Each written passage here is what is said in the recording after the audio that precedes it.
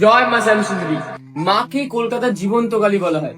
মা জীবন্ত কারণ এর প্রথম কারণই ভক্তরা কোনোদিনও মায়ের কাছে খালি হাতে ফিরে যায় না। মানে এটা আমার নিজে দেখা।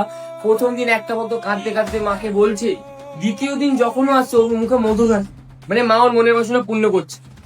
আর মাকে এখানে চাল কলা দিয়ে পুজো দেওয়ার একটি নিয়ম রয়েছে।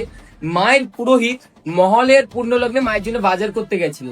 এবার বাজার করতে গিয়ে দেখেন একটা ছোট্ট বাচ্চা মেয়ে পুরো মা কালীর মতন সেজে সবার কাছে ভিক্ষা চাইছে। সবার কাছে ভিক্ষা চাইতে চাইতে আমাদের যে পুরোহিত বাজার করছিলেন তার কাছেও ভিক্ষা চায়। পুরোহিতের কাছে ভিক্ষা চাইলো, পুরোহিত তখন তাকে ধাক্কা মেরে ফেলে দেয়। ফেলে দিয়ে বলে, যা কাজ করিয়ে খা। বাচ্চা মেয়েটিও তখন গা ঝাড়া দিয়ে বলে, আমি যদি কাজই পেতাম তো তোর কাছে ভিক্ষা চাইতে আসতাম। এই বলে বাচ্চা মেয়েটিও চলে যায়, আমাদের পুরোহিতও চলে যায়। মা শ্যামসুন্দরী প্রতিটি অমাবস্যা অন্ধকারে পুজো হয়। ওদিন মহলের অমাবস্যা অন্ধকারে পুজো হচ্ছে। এবার অন্ধকারে পুজো করতে করতে পুরোহিতের হঠাৎ মন বলছে যেন মা নেই, কিন্তু পুরোহিতের মন আবার বলছে মা তো কালো, তাই হয়তো অন্ধকারে দেখতে পাচ্ছি না।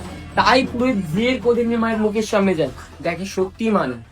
আর মায়ের নিচে যিনি শিব ঠাকুর, উনিও পুরো মৃত মানুষের মতন শুয়ে আছে।